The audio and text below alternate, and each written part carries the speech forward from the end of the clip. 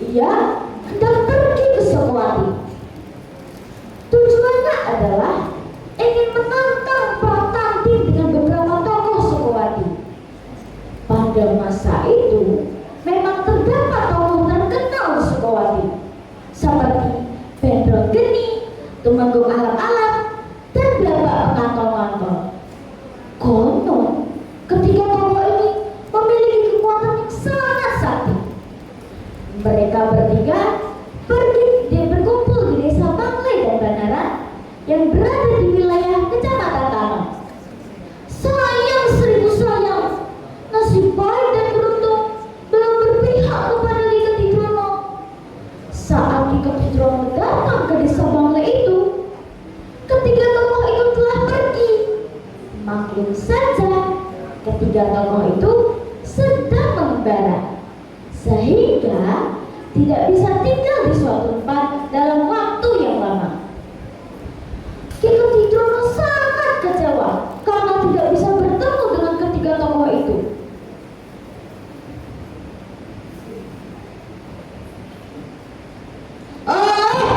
Jauh-jauh aku ke sini untuk menguji kesaktianku. Ternyata mereka semua telah pergi. Untuk mengobati kekecewaannya, Ki Ketidrono pergi ke arah barat, berjalan menuju Padepokan yang menjadi kediamannya Nyi Ageng Serang yang terletak di sekitar Kali Serang.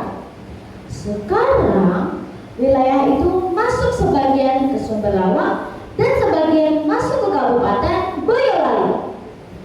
Begitu tiba di kediamannya Nyi Ageng Serang, Ki Ketidrono langsung menantang perang tanding Nyi Ageng Serang.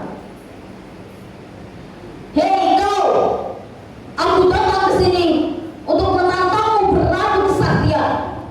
Karena aku tidak bisa bertemu dengan Tumenggung Alam-Alam, aku akan mengalahkanmu.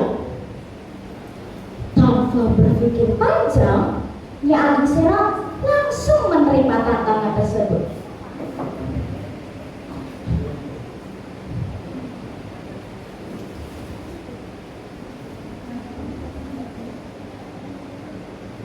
Jangan sombong hanya karena kau sakti. Kau tidak akan pernah menang melawanku. Pertarungan hebat pun terjadi. Keduanya sama-sama mengeluarkan kekuatan sakti. Tetapi kesaktian Ki Ketidrono ternyata lebih unggul. Ki Ageng Serang pun berhasil dikalahkan. Padepokan itu pun sekarang menjadi milik Ki Ketidrono. Atas kekalahan itu, Nyi Ageng Serang menyelamatkan diri. Ia kabur dengan luka parah di sekujur tubuhnya.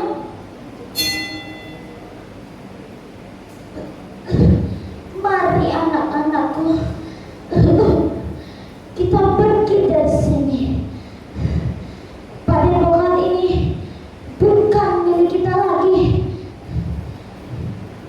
Ucap Nyi Ageng Serang seraya berjalan dengan tergopoh-gopoh. Kaburnya Nyi Ageng Serang ditemani oleh keduanya anaknya, yaitu Mursia dan Mursidi. Mereka bertiga pergi ke arah timur.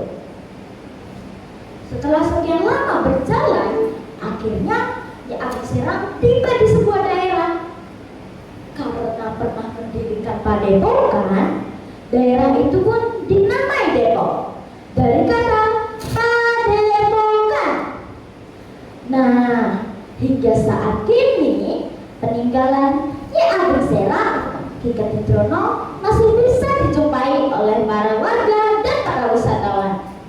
Masyarakat sekitar